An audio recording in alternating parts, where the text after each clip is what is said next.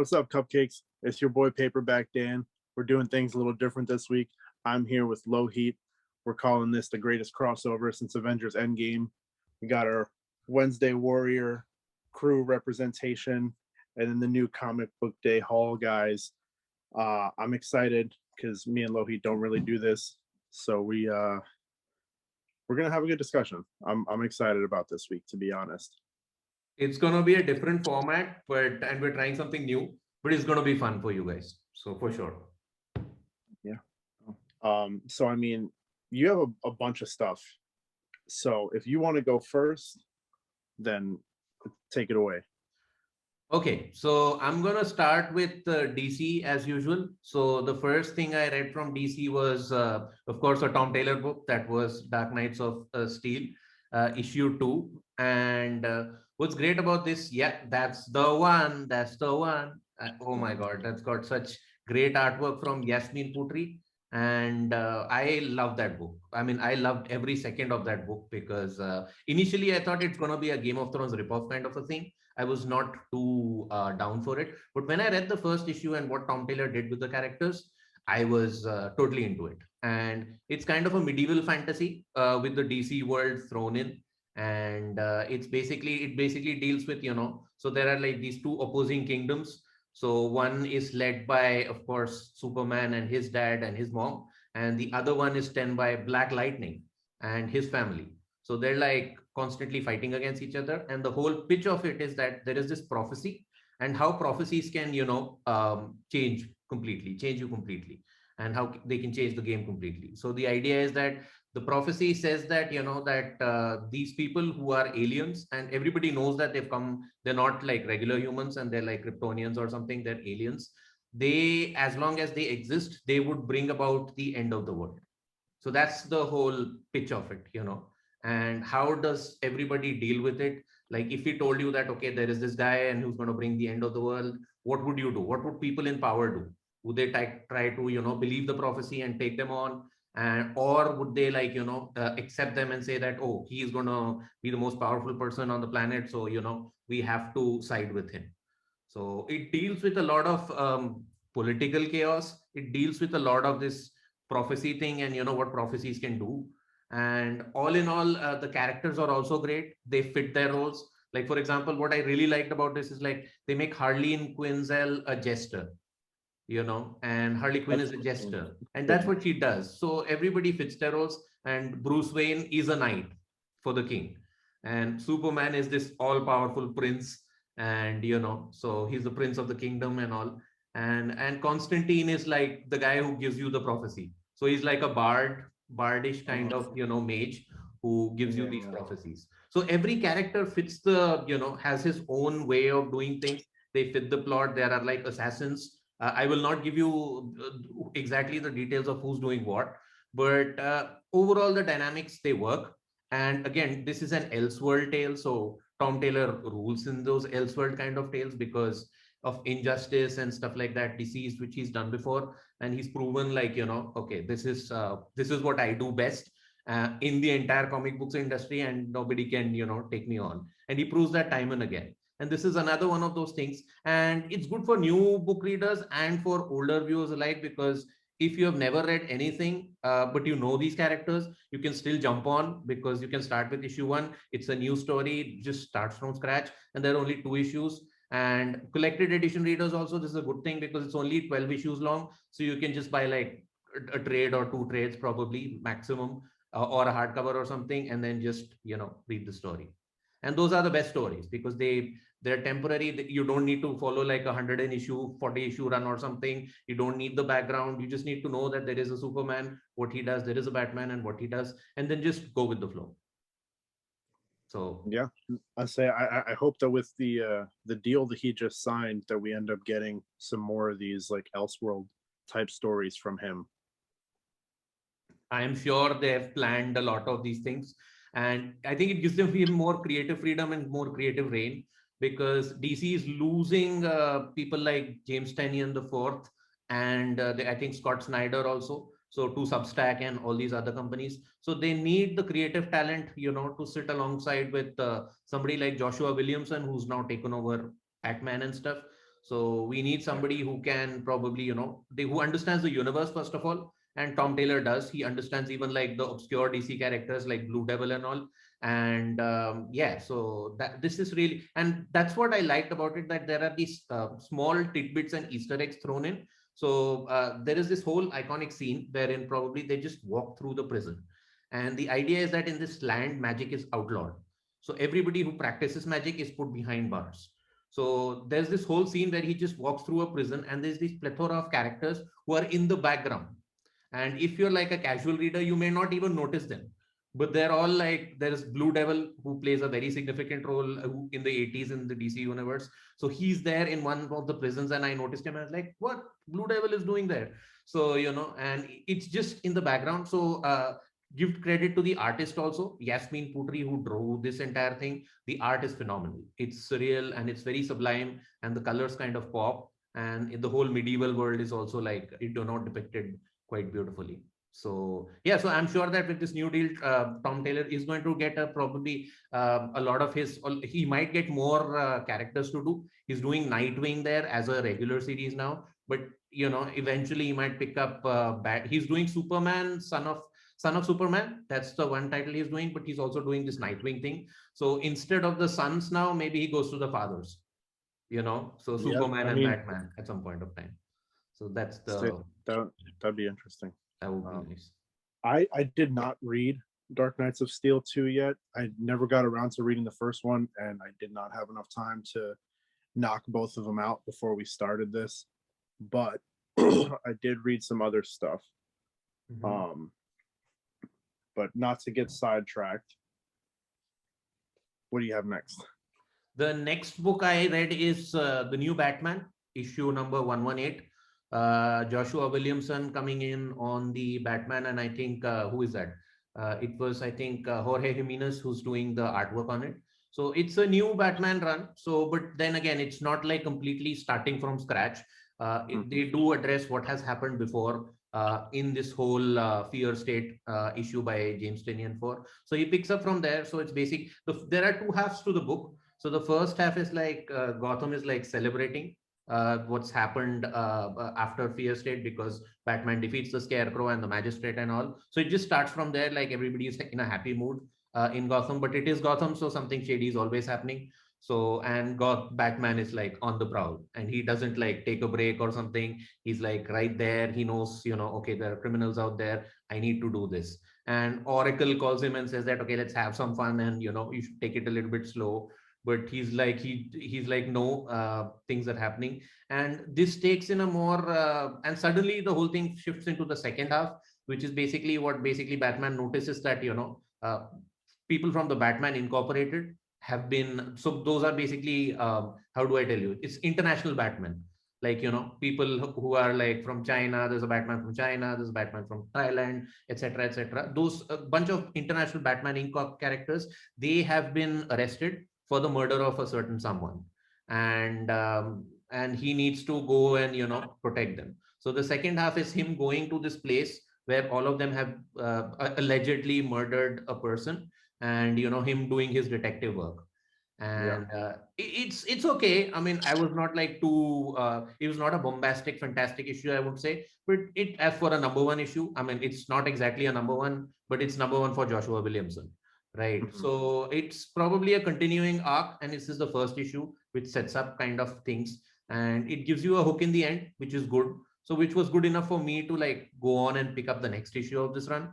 But I wouldn't say that oh, it changed my life or something like that. The James Tynion, the first book, which after the Tom King run, that felt like okay, something new is happening. I'm really excited for this and all. This exactly did not give me that kind of a feeling. This just said that okay, it's just like for another issue in the run. But it was not boring, I wouldn't say that, but it was not just that kind of interesting or a bombastic issue, like which would be like I definitely have to pick up the next one. So even if I don't pick up the next one, I'm like, okay, yeah, it's fine.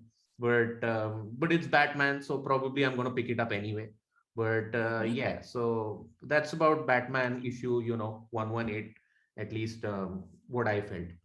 I am curious where the series is going to go and if it's received well, because I haven't read too much of Joshua Williamson's work, but I really like his Image series Birthright, and DC seems to be putting a lot of faith in him right now because he's on all sorts of books. I've got a few DC books that I'm pulling, and his name is on them, which is kind of crazy to me considering I feel like he wasn't very well known 2 or 3 years ago, even, and now DC is letting him kind of control the ship in a lot of ways.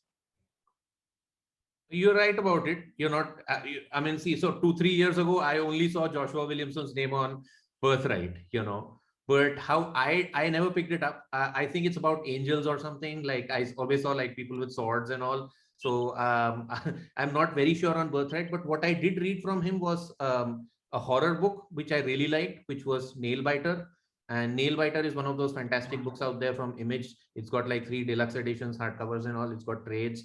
I really like that. So I thought that that is more his forte, the darker side of things. But then he goes and I think the next time I heard from him was when he was doing Flash. His Flash run is very well received. The previous Flash run during the Rebirth era, and I think he did that. I had only read the origin story, Flash Year Zero, by Joshua Williamson, which was pretty good. But you're right, he's being put into so he's now like one of those rock stars kind of, he's like so Ben and I, whenever we discuss, we have like one rock star from Marvel and one from DC. So usually, and we have James Tynion for who's like rocking it in every single publisher. So Joshua Williamson is the boy for our DC boy, so he's doing a lot of things and he's getting Batman now. But what I heard, and this is strange, is that maybe they're not it's not that he's going to do like a 50 issue run or something. That's not decided. I think it's only like these current issues, because until they find somebody more suitable, that he's going to do like probably a 6 issue run or a 7 issue run. This is what I've heard. I'm not sure on this, but this is what I heard. Like, it's not going to be like he's going to helm all the next 50 issues or 100 issues of Batman. Right. But then That's again, I always go back to what Connor says, like, why does this book exist? Yeah. So I don't know. Interesting. Yeah, I hadn't heard that. Now I'm even more curious how it's going to go. Absolutely. Because you had this fear state thing. Now it's done. So what is next? What is the next thing which is coming up, or what is the next thing to look forward to, let's say in the next 20 issues? Or are they going to go this route where it's the same thing where Connor rants about Amazing Spider-Man? There is no direction there. They just throw random stuff and they see what sticks, and then they're just going with the flow. So it's like a new artist or a new writer every 2 weeks, which we see. And I hope Batman doesn't do that, because I think probably they will have Joshua Williamson do, and Mr. Jimenez do the artwork for a while.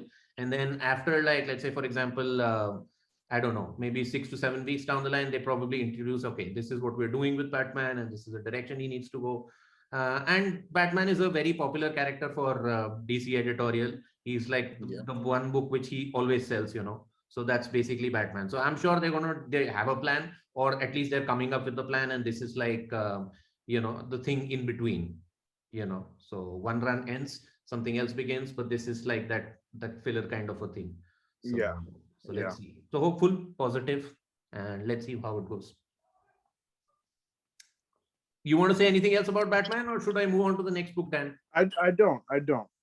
You answered my questions, so we can move on to the next one. Okay. The next book is pretty interesting one also. So like, so that's again one of my favorite characters and one of my favorite runs. And I think probably in 2021, it's one of the most consistent weeklies I've read. And that is basically Swamp Thing by Ram V. So, and Swamp Thing is one of, he is probably, this Swamp Thing has given me the old school Alan Moore vibes, which I didn't get for a long time. I mean, people had their own interpretations. I mean, Charles Soule did one run. Scott Snyder's run was pretty brilliant, and it was enjoyable. It was not like it was bad or something. Swamp Thing has never been bad, Overall, if you like pick up any issue of Swamp Thing, even in the middle, and you read it, you will be satisfied, more or less. You'll never say that, oh, it was crap or something. You'll go like, yeah, it was average, 7 to 9 average, something like that out of 10. And so this book, the great thing about is that it was only supposed to be a 10 issue run originally when it was commissioned. But DC, because of the fan popularity from the fans and all, they extended it to 16 issues.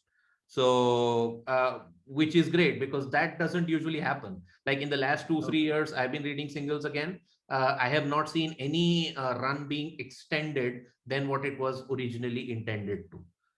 So it's great that so not only have they given him like 6 more issues to do for this season 1 run, but they've also commissioned like a season 2. So which means that after a while, Ram is going to come back and write bunch of more issues with Swamp Thing. And what's been happening in this entire issue, in this whole run, is that there's a new Swamp Thing. He's an Indian guy, and basically he has a brother, and so the brother turns into like an alternative reverse Swamp Thing, and this issue is like a showdown between the two of them. And so it's basically a big battle and bombastic, completely like the battle between the brothers is like really emotional, gets you, and hits you, like gives you the feels. And at the same time, there is this evil corporation, because there is always one. And the whole thing is about, it deals with it's always the thing with Swamp Thing, and it deals with a lot of things like climate change and like how should we perceive it, and what we should do about it. And there are all these signs, but nobody does anything. So there are a lot of they put in a lot of tidbits around that, but that's not stretched in. It's not the main subject. The main subject is the battle between the two brothers. And at the same time, what's the CEO of this evil corporation, what is he doing? Like, he wants to harness the power of the green, because people are aware now that these guys are avatars of the green and they have like a lot of power, and people want that power for themselves. So it's also about him dealing with his evil diabolical plan. And had they ended on like, had this been the last issue, it wouldn't have felt like you wouldn't have got that closure which you wanted. But I'm glad that it is getting 6 more issues, because this is like right before that main end climax or something, where you get like, where the anticipation is like really high. So that is where he drives this book to you, and then he just leaves it there. So Swamp Thing is a definite recommendation for me. This new run is like, it's now 10 issues or something. It will be collected pretty soon in probably a hardcover or a trade paperback or whatever. So I would definitely say that anybody who's ever read Swamp Thing or not read Swamp Thing, just pick it up. If you have that, if you like horror books or something, then this is a total book for you. So it's a 2 thumbs up for me for what he's doing. I'm curious, since you're saying it got extended. Yep. I wonder like how much that messed with his plans, or how much change he needed to make, because like usually I would think that if a writer gets like a 10 issue book or a 6 issue book or whatever, they kind of already mapped out for the most part those issues in their heads. So then all of a sudden, when you're saying, oh, we're actually going to extend it 6 more issues, do you think the writer goes, oh shit, I have to try and figure out 6 more issues worth of story to tell that makes sense with what I've already got planned here? You know what I mean? Like, I wonder how much of a challenge that ends up being, especially if it doesn't happen from the beginning and it happens in the middle, That's a good question. I think probably, see, he knew that he was going to get a season 2 when he started, probably. So they knew that there was another series. Maybe what he's done is he's taken out some part he was planning for the series 2, and he's trying to put some part of it in season 1. Right. So maybe he's done that. Might say maybe that would help kind of get him out of that bind a little bit. Yeah. See, it's either that, or he might have stretched out what he had planned for the ending, this whole battle between the brothers. And, like I said, so if had this been like 10 issue run and this was the final issue, then it would have kind of left a empty taste in my mouth. I wanted more. It's like, I had like a burger and a fries, but I forgot the milkshake. It was like that, it wouldn't have been complete. So, so I'm hoping that now, because of this extension and all that, it feels like a more completely rigid story, a full end-to-end story. So, and we get that, and I'm sure he's going to deliver it, because his mind works like that. So, he's a very good writer. So I'm sure that, if they've asked him to stretch the plot also, he will do it in a way which feels, not forced, but which feels like, probably genuine. Because I remember that, this was the only title which was, they forced in a lot of tie-ins to Suicide Squad, etc. for this one. Even after then, even the times which he had to do like forcibly, those times were also fantastic. Like, where Suicide Squad tries to take over, like they want to capture Swamp Thing and recruit him for their own purposes. There's this whole, around issue number 5 or 6, there's this whole arc. But he deals with it so with so maturity, that you are in love. Although I hated that Suicide Squad run, but then that tie-in event in Swamp Thing, that felt very natural. That this is something actually that, because of his writing and the direction he takes the characters in. And and of course you always think that, okay, how can Suicide Squad, they're like just a bunch of people, can take something like a Swamp Thing. So so they introduce Chemo into the mixture. Chemo is like this giant monster, and he's full of acid and stuff. So there's this big battle between the two. So it feels very it feels very, it feels natural, raw storytelling, free flowing. It doesn't feel that, something has been added to this mix deliberately or via intention. Right. So yeah, so I'm sure that he's going to, knock it out of the park. And yeah, but if you want to read something like, 12 issues or something, this will probably be collected. Now I don't know, I mean, because initially there were 10 issues, so they were thinking of one trade. Now that might have changed, so they might have to, like, because it's 16 issues, so they might have to split it into 2 trades or something. But it will come out for sure, and I guess people should pick it up. Yeah, no, I'll keep it on my radar. I haven't read any Swamp Thing, and I haven't read any Ram V stuff either. So your recommendation makes me really curious. Absolutely. But have do you have an idea of the character? What he is? The most exposure that I got to Swamp Thing, I believe, was in Injustice, actually. Right. I forget what year it was. I think it was year 3, maybe. The one with the magic ear, probably. That's year 3. Yes. Right. Yeah. With Constantine and everybody. Yeah. Right. Yep. Okay, that's cool. Because if you have that basic understanding, then you can follow this run.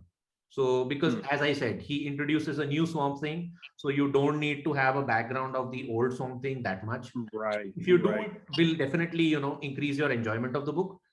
But if you don't, that's also fine. You'll still get a good story, and it'll be worth your time. Good.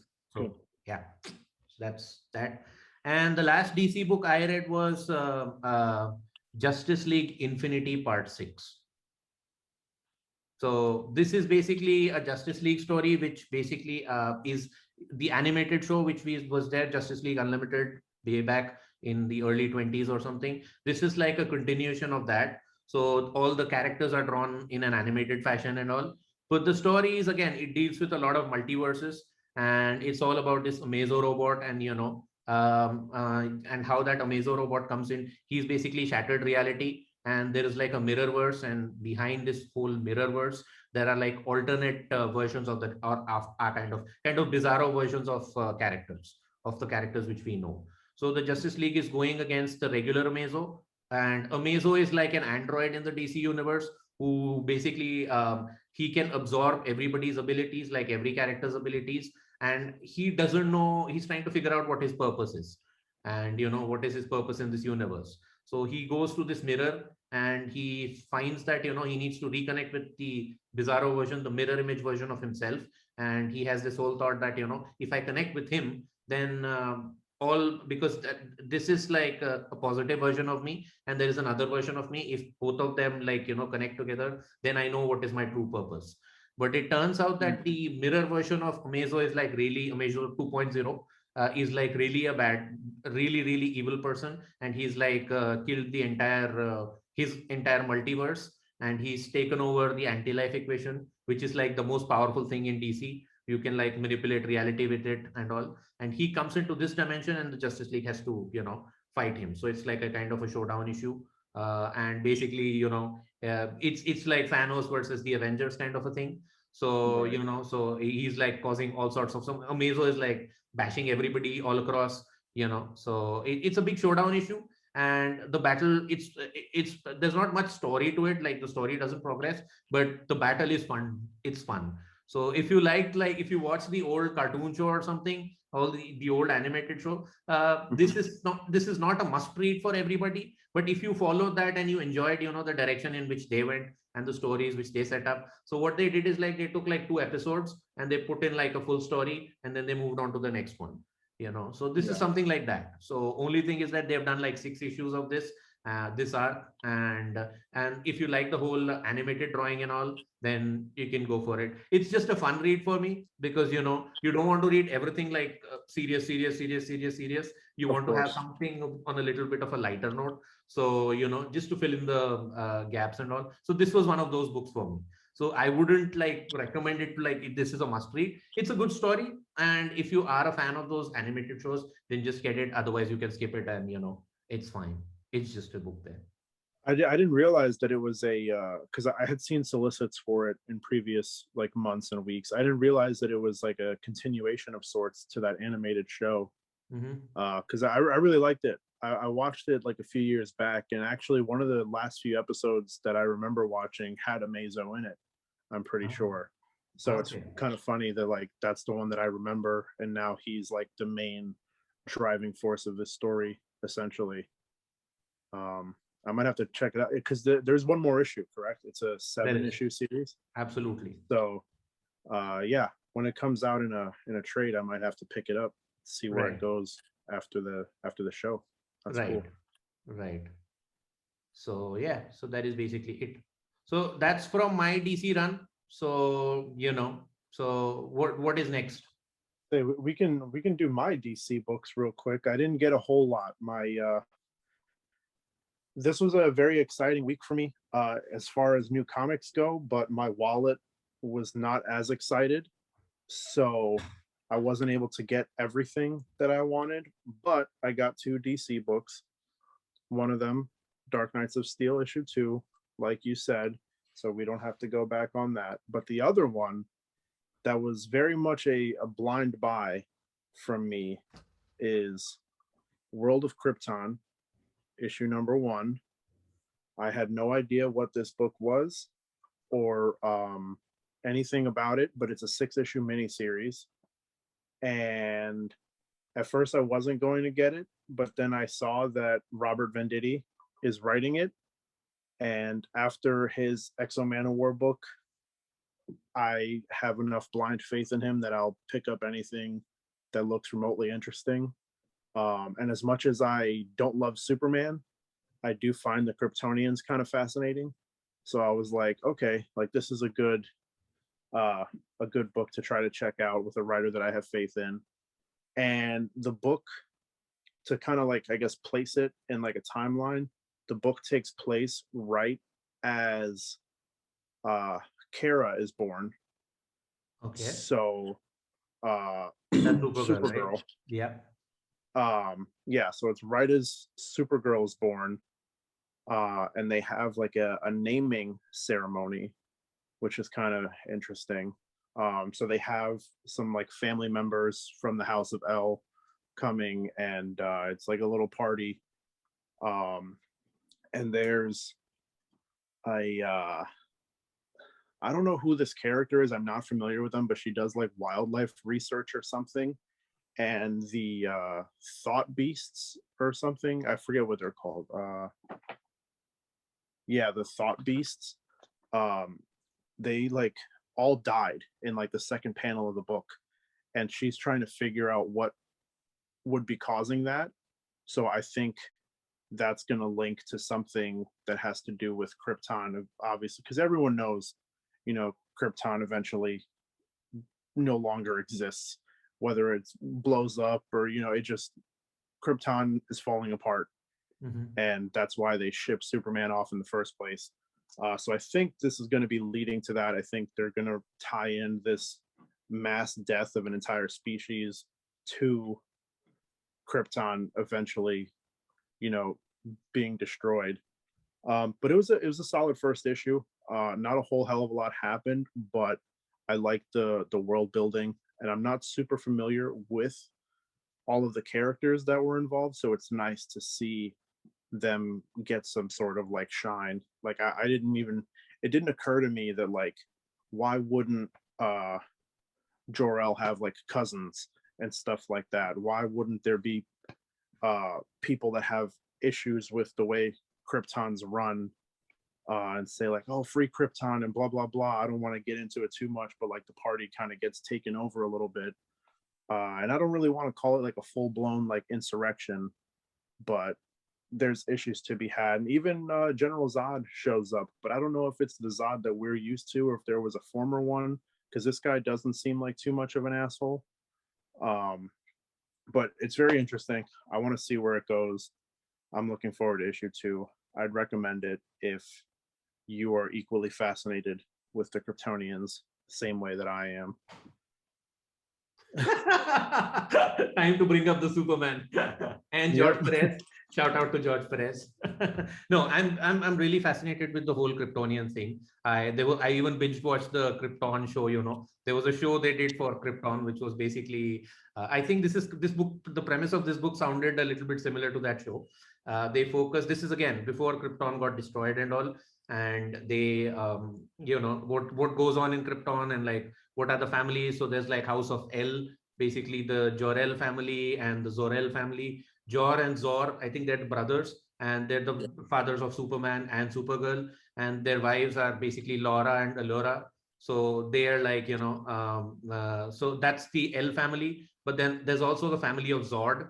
And I think the L family is more the scientist kind, and the Zord family is more kind of the military kind. That's always been like, you know. And that gets touched on in this book, which is like a good like refresher for me, because I'm not as well versed in this like DC mythology as like sometimes I pretend to be. So like seeing some of these like is a good like refresher for me. And both houses were brought up. Obviously, I already referenced Zod. He was the only one that showed up, I believe, from that house. But they even had a cousin of Jor-El and Zor-El. I think his name was Crew. Okay. So he's still very much a member of the House of El, but like he's kind of like not really an outcast, but he's just like that like family asshole, like how everyone has one. Like he's that essentially uncle, that creep uncle or something.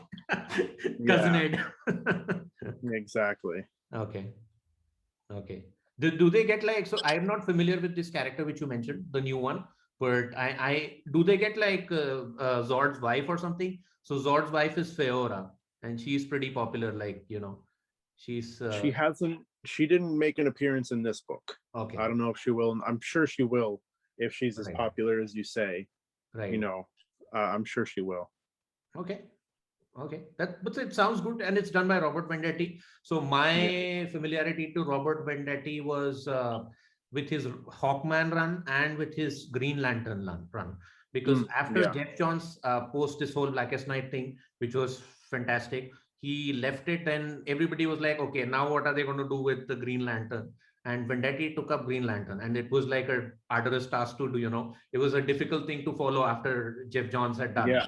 But Venditti did a fantastic job with Green Lantern. I love his Green Lantern. I think he did a couple of runs, and I think there was this whole War of Green Lanterns run which Venditti wrote, which was also fantastic, equally brilliant as Jeff Johns. And it never felt like, you know, okay, Jeff Johns has transitioned and, you know, there's a new guy who's writing. It felt like, you know, I've got all those core elements what Jeff Johns put in sprinkled around, and Venditti played with them pretty well. And I think his Hawkman run is also very much it's a good run. I think there's like 12 issues or something, so like 2 trade paperbacks. So I know Hawkman is like this obscure character corner of the DC universe, but then his runs are pretty good, you know. And I think the Venditti run is probably one of the strongest Hawkman books I have ever read. So yeah, I've heard the same. I think I haven't read it. I have the books. I believe it's 4 trades that I have from his run. And I've heard that it might actually be the best Hawkman run, even potentially better than Jeff Johns' run. Wow. I can't confirm. It's what I've heard, but that's what sold me on the book. I can totally imagine. And I'm going to pick it up too at some point of time because I like Venditti's writing. And who's done the artwork for the book which you did, The World of Krypton? I'm not sure how to pronounce this person's name. To be honest with you, but it says that it's drawn by Michael Avon Oming. Oh, Michael Avon Oeming he's a veteran. He's an old school comic book guy. He has done runs on Thor and stuff for Marvel and all, and he's been there. Like I think Michael Avon Oeming. I think he also did Powers with Brian Michael Bendis, if I'm not wrong.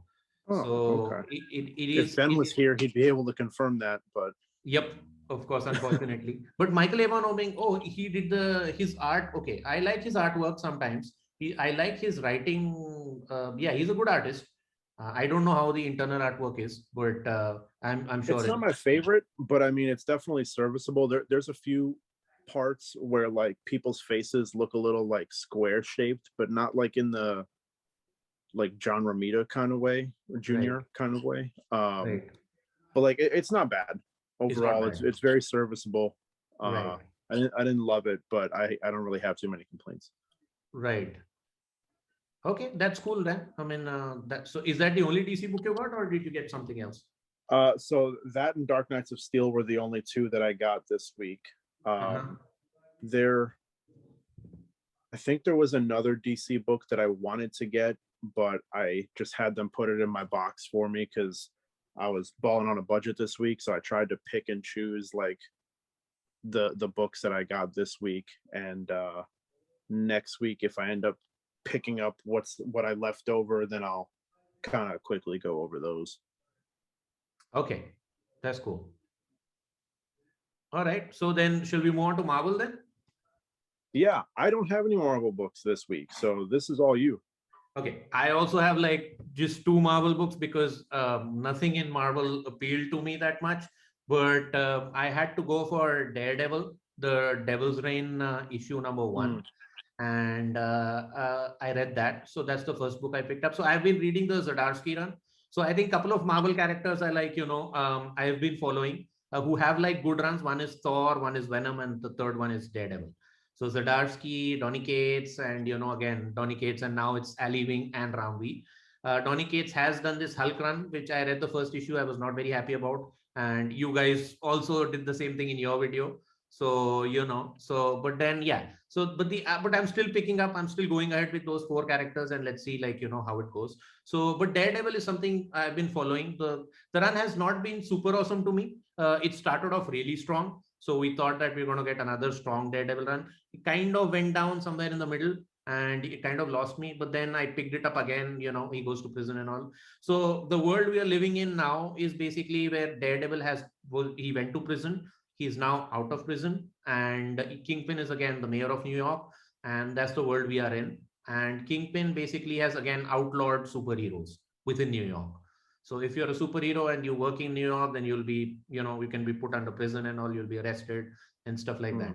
It's so I thought this Devil Reigns would be something new, something fresh, but it isn't. It's like a rehash of what they did in Civil War and just on a lower scale, and they're selling it as an event again, but it doesn't feel like an event. It's just like random stuff happens, and then again it's the same thing. Like there are some good moments to it. I mean, again, Marco Cicchetto does the art, who's been doing the art for all these Daredevil issues. But yeah, I mean, to be honest, I found it a little bit boring. It was not like super interesting to me. I will still maybe pick up the next issue and see if it picks up or not. But then I don't want to because I thought that the Zdarsky book ended on a good note, but then again this is like a continuation of it. So and it continuation to a point where it's being dragged on, because it's like a rubber band which is being dragged on now. So not particularly an interesting run for me, but yeah, I'll still carry with it, and let's see where it goes. But because it's like it's like reading the same thing but with a different perspective. There's no Captain America, there's no Iron Man, but then you have Mr. Fantastic, you have these Fantastic Four kind of characters. You've got like a little bit of Spider-Man thrown in, you've got Daredevil and Elektra also. So yeah, let's see where it goes. But the first issue was not like not the strong hookup, and that power punch. It's because it's something you've seen before. Again, Daredevil going against Kingpin for the 100th time, so it doesn't feel fresh. So that's all I have to say about that. My second Marvel book, I have a little bit more to say, and that is basically an X-Men book. And I have not been interested in anything they are doing with X-Men, from the Dawn of X, Reign of X, and Destiny of X, which is going to come now. I have heard of it. I didn't read X of Swords or anything. What I did read is House of X and Powers of. So how I convince people to read this whole Hickman era, and again, this is my personal view. You don't have to do it this way, but it is basically to read House of X, Powers of X, the hardcover edition, then directly forget everything and go for X-Men issue number 20, which basically sets up this Inferno storyline. And that is exactly what I read. I read Inferno issue 3. So if you want to follow the rest of all, doesn't matter. There's a lot of filler there. I mean, so this Inferno book is basically about, if you've read House of X and Powers of X, then Professor X and Magneto are working with Moira McTaggart, who has lived like a couple of bunch of lifetimes, and she's seen different realities, different outcomes to different realities. And here we are, wherein basically Moira McTaggart is kind of in this reality where the mutants are living on this island called Krakoa. So if you've been following any X-Men, then you know that that's where we are. And this whole Inferno issue deals with the thing that there is this so Mystique has this girlfriend called this new mutant called Destiny. I don't know if she was ever featured in any of the old X-Men issues. I see her as a new character because the X-Men I have read, and I've read quite a bit, I never saw her. So, but maybe she is featured in some old X-Men issues, but I'm not sure of. But then this Destiny character, she can kind of see different futures, so she can predict like realities and all. And she's a threat to Moira McTaggart. So Moira McTaggart goes to Professor X and Magneto and says that, you got to get rid of her. Basically you got to get rid of her, because if she will kind of, foil all my plans, which I have for the mutant race and all. And we need to, move her off the board. But at the same time, Mystique is in love with her. So she wants her lover to be there. And then Professor X and Magneto, they confide in Emma Frost that, okay, this is what has happened and this is what we're doing. And Emma Frost is like, okay, why didn't you tell me? You should have confided in me before. And there's a lot of character moments. And this is not exactly a start to something. It's not the end to something, but it's that right middle layer, where things are being building upon. Yeah. So that's what is happening on the X-Men side of things. But at the same time, there is like this Orchis Forge, which is like this whole forge where they create sentinels. And that is being led by this robot called Nimrod, who's basically, at the same time led by the Omega Sentinel. So there's a lot. So they are the bad guys. They are the antagonists of this whole run. And so there's a good dialogue interaction between them. They are preparing, what's going to come next and all. And they also have the knowledge of the future because the robot was sent back in time, just like the Terminator. So Nimrod has a lot of knowledge of the future of what went down. And at the same time, X-Men have all this knowledge of, from Destiny's perspective, who can predict the future, certain things from the future. And at the same time, Moira McTaggart, who has lived through these different realities. And, she knows like how things went down there. So and it's basically in the end, I think it's not a big mini series. It's just a mini series. I think it's got 6 issues or 5 issues. We're already on issue 3, and it's a great build up to what's going to come now. The big showdown between the X-Men and Nimrod and this Omega Sentinel, this Orchis Forge kind of thing. And it's got the whole Hickman-y stuff. So, lot of tidbits, you need to catch them to figure out the whole story. It's sprinkled all across the thing. And it is a difficult book to read if you don't know your X-Men lore. So you might be lost at certain instances, like, oh my God, what's going on here? Oh my God, who is that guy? So, and that's the same problem I've had with a lot of X-Men books, because I never read like every X-Men book, like from Uncanny X-Men to like, to the current run. I haven't read each and every issue. I've read like, I've stepped in certain times and picked it and, ripped them apart. And then, but then there are always so many new characters thrown in, and there's so much lore to it that if you don't follow it, then, it's difficult for you to jump in. But this is a good jumping in point. So you just read House of X, Powers of X, or House of 10, Powers of 10, and then you just move on to X-Men 20, and then you just start reading Inferno. So if you but without reading that, can you just pick this up and just start reading it? I don't think so, because you will be completely confused. You don't know what's going on. So you need the backstory for this. But if you are following the X-Men run, and then this is a great issue. It's not boring. It's pretty entertaining. It's a good setup issue. I have, like I said, I've skipped up everything. I didn't read X of Swords. I didn't read Reign of X. I didn't read Dawn of X and all of that stuff. I just did this, and I was able to, bridge the gap quite successfully. So that's what I would advise. Yeah, man, that's the thing from Marvel. And I read two like independent books from Dynamite. So I have this whole thing now, wherein I pick up. I've been really, I don't know why Dynamite books fascinate me, and basically they are mostly dealing with female-centric characters. And the whole run is like Vampirella or Barbarella or Red Sonia, and they've also got Nyx. So Nyx in the mix. So they've got like mostly female characters, Dija Torres and all. So out of which I always like pick up Red Sonia as one of my favorite characters. So I always read Red Sonia. So she's always interesting to me because of this whole. She's got this whole female Conan vibe, and and she just looks pretty. So that's probably another thing. I wouldn't lie.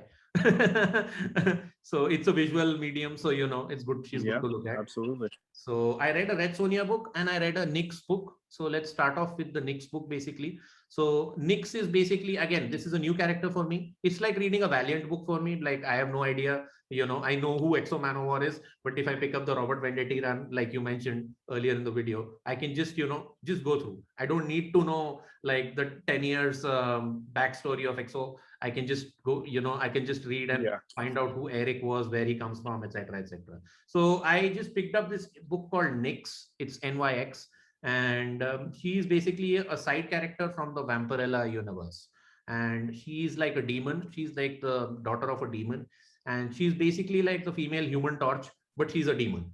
So she can turn into fire, she can manipulate fire, and she can pick up burn souls and stuff. And this is the second issue. So it basically deals with her confronting her father, and who's basically the demon lord chaos, lord of chaos. And it's a big interaction between the two of them, and he tells her a lot of things, that you're not my first daughter, I've got like sired a lot of daughters, and they're born, and they have to like confront between their human and their demon side. And if they go more with their human side, then because they end up committing like suicide and stuff, and they die. And if they confront their demon side, then they have fight me, and they have this whole battle with me, and they probably take over. I kill them, or they take over my my throne. So it's an interesting little dynamic they put there. So the idea is that now she has two choices. So in both the choices, either they can end up dying. There is only one possibility in which they end up winning. That is if they can, the sibling kills the father and takes over the throne of the father.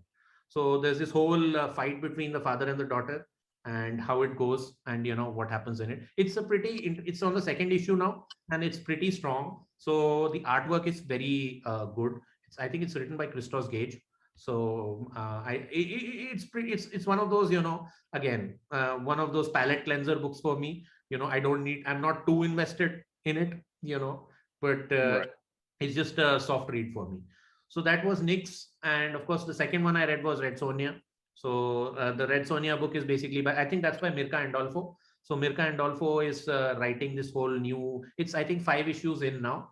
And this was issue number 5. And this book was basically a book wherein, Red Sonia she's found this this little girl. And this little girl is probably an orphan. And she thinks that Red Sonia is her mother. But then Red Sonia has been tasked to find this girl and deliver her to this particular these slave lords. And these slave lords tell her that okay, we are going to take her to her kingdom, and she's a very powerful princess and all. But it turns out that they were lying, and then this child is imbued with a lot of cosmic energy and cosmic power, and they're trying to like harness this whole thing. And then Red Sonia has to go back and rescue. It's a pretty standard story. I mean, it's not something, like never been done before.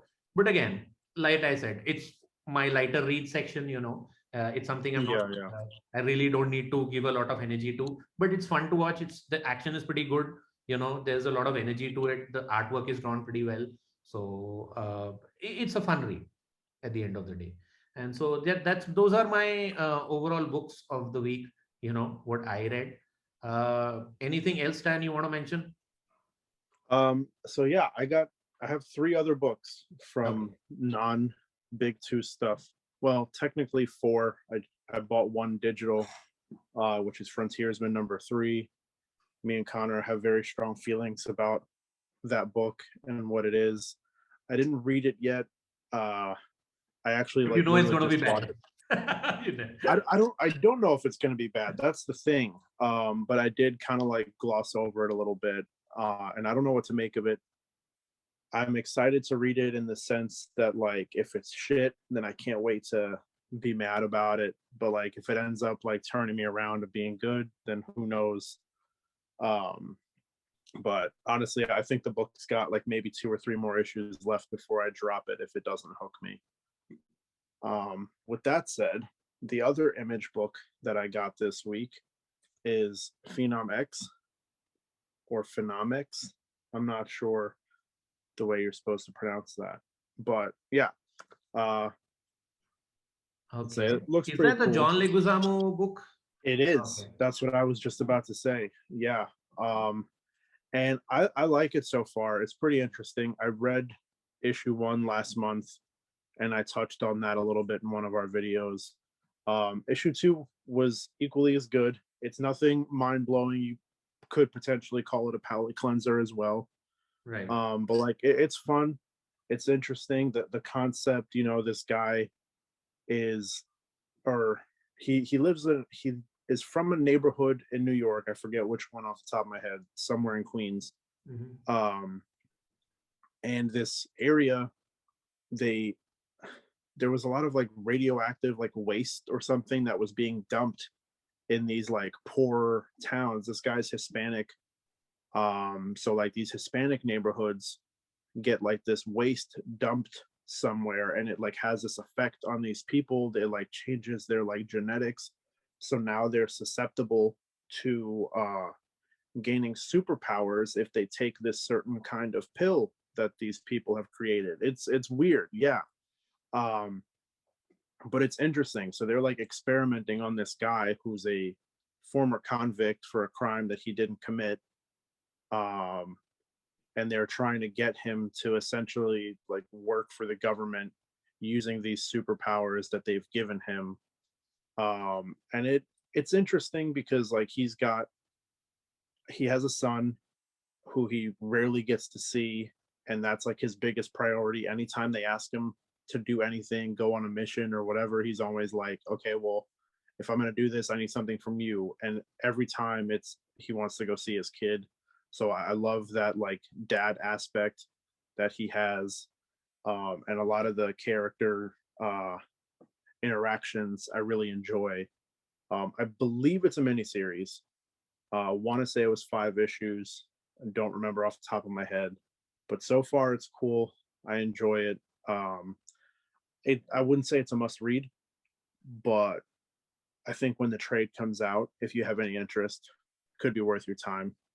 Yeah. Yeah. Sure. Um, and the other book, well, one of the other books is a book from Vault, which this is my first Vault book that I've ever read. It's a single issue for Lunar Room. Yeah.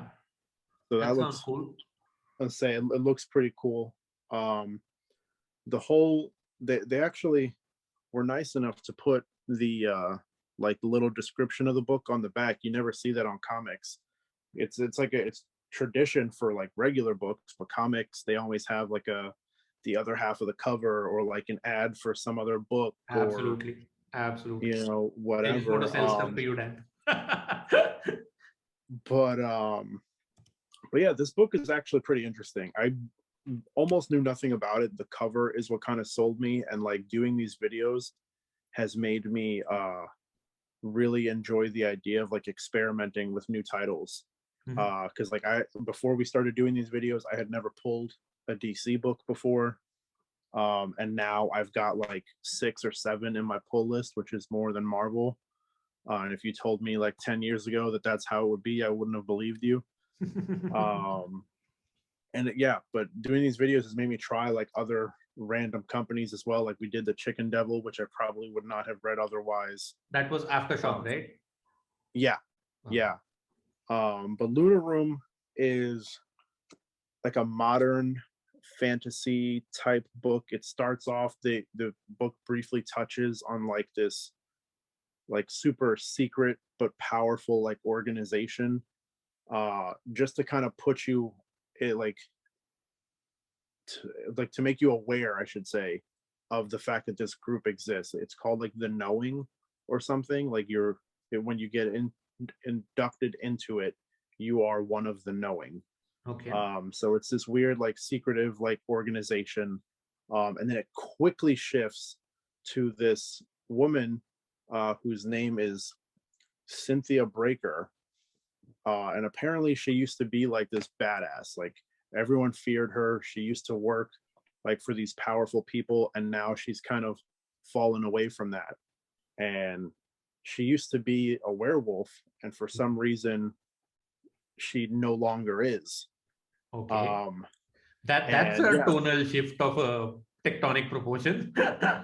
Yeah. So it's interesting, and it's got it's got werewolves, it's got mages. I'm assuming vampires are around the corner because that's just how it goes. And it's interesting because it touches on how this character misses her old life. Because like if you're, like if you're the shit and all of a sudden you're not anymore, it's gonna have like a mental effect on you, For essentially. Sure. For sure. So yeah, it's interesting. I really like the art, and honestly, I don't know what it is with these like independent books, but like the cover like quality, like obviously you won't be able to see what I'm talking about, but like right, it feels so much better. Like it's like a thicker, it's not quite like the card stock or anything, right, but right, like right. it's a very nice like quality paper on the outside of the book. Are And I don't there know ads what inside the book, like in between the panels? Like, are there ads inside the book? No. Oh no, yeah, no, there's zero ads, which is That's actually another. something I wanted to mention that too. Like I read all these independent books this week, but the one DC book that I did read, I felt like there was an ad every other page. It's Exactly. insane.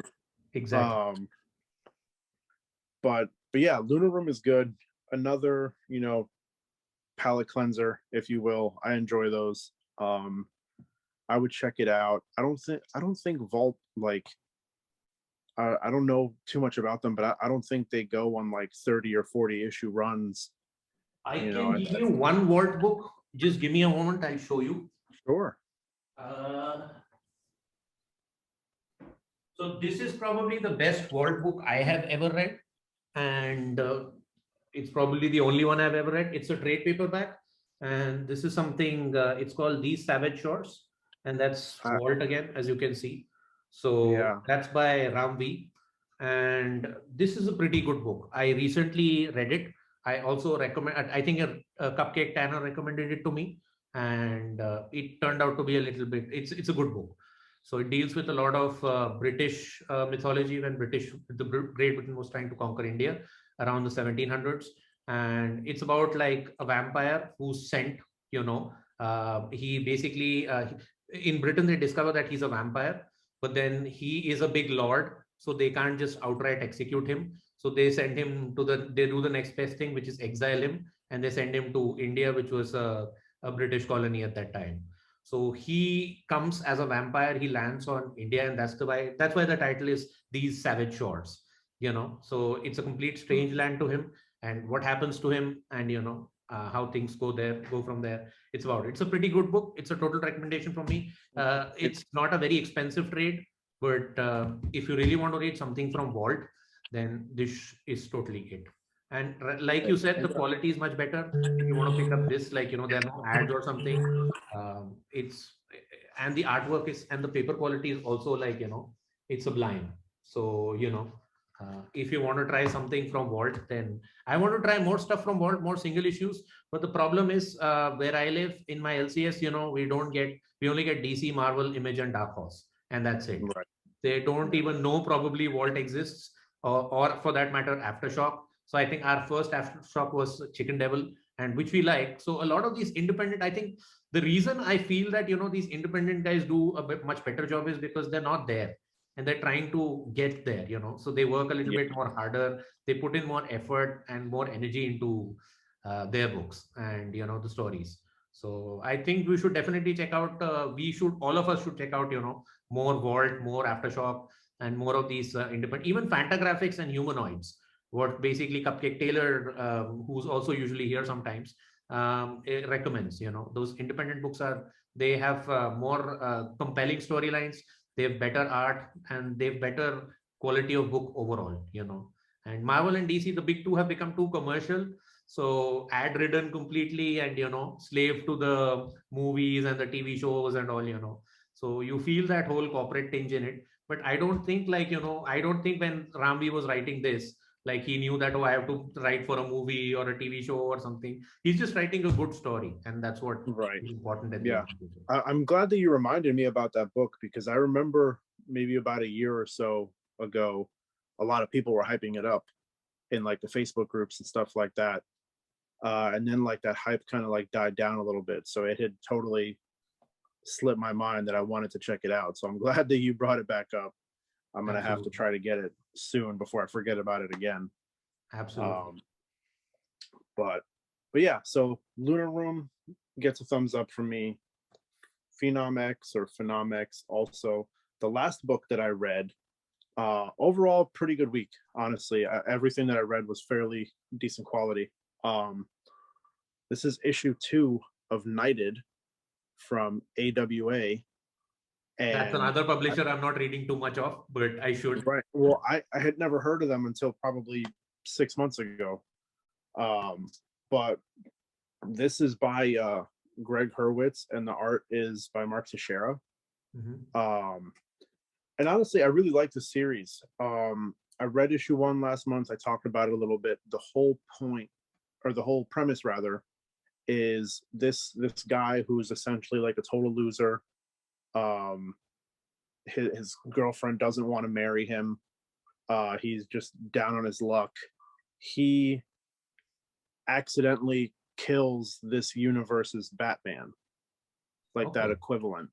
Okay. So the premise of the book from there is the butler, the Alfred, if you will, right, is like, hey, you killed this guy. People are going to have questions. You need to take over his spot. This way, nobody is any wiser to it. Okay. So this issue touches on whether or not, like the will he, won't he? Because at first he's like, no, I'm not cut out for this. I can't do it. So this issue really like dives into the, should I do it? Should I not? Because he's like, no, I can't do this. I just want to go home. And the like Batmobile type car picks him up, because it's like a 3-hour walk to his house. So it's like, okay, I'll take a ride. That's fine. Right. Right. And then like he starts playing with the helmet and using the features in the thing. Right. And then all of a sudden he's got this costume on and he happens to drive past like a mugging. Okay. So of course he feels obligated to help. And then from there, he still says no. He's like, no, I won't do it. And then the book just kind of goes, it's like, okay, well, this life's not great, but I felt happy doing this, and that whole back and forth. Right. And I really like it. It's a 5-issue miniseries. I definitely think that it's building to something. It is part of another universe that I have not read. I think it's called The Resistance. I forget. But so you mean to say they've got like their own bunch of characters and all, and okay. They have a bunch of series that I've seen. I just don't know how interconnected they all are. I just know that this one specifically does take place in the universe of The Resistance. I think that's what it's called, which is a JMS book. So I want to check it out because I like JMS. Me too. I mean, who doesn't? At this point, yeah. So true. But yeah, so that's all I have for this week. There was a bunch of other stuff that I wanted to get and did not have the money for, but I will probably show them off next week real briefly. Right. But yeah, overall, pretty good week for me. Same here, man. Same here. What was your pick of the week, if you had to pick like one? Oh, my favorite.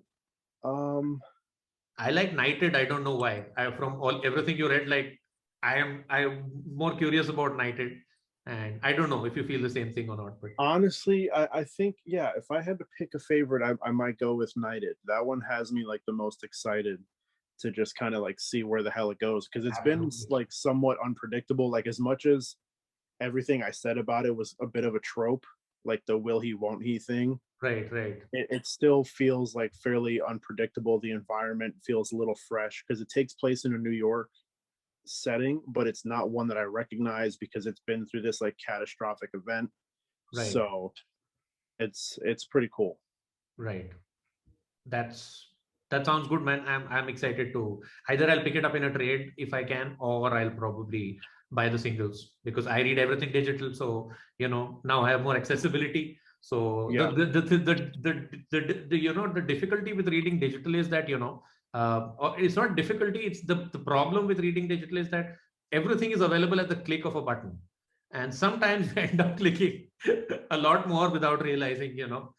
Because the cover sounds nice. Oh my God, I need to have this. And it's much more easier with a physical thing, because the thing is in your hand and you're like, oh my God, this is a big bunch. So let me put something back and, you can do that. I used to do that when I used to buy like physical copies, but now I only do digital. So, I just clickety clackety, just goes on. So, but I am excited for this Knighted thing, which you mentioned. And my pick of the week is also something related to knights, but of course that's Dark Knights of Steel. I knew it would be. I knew it would be. I have to go with Tom Taylor. I am obligated at this point of time to just pick up by default everything that Tom Taylor puts in.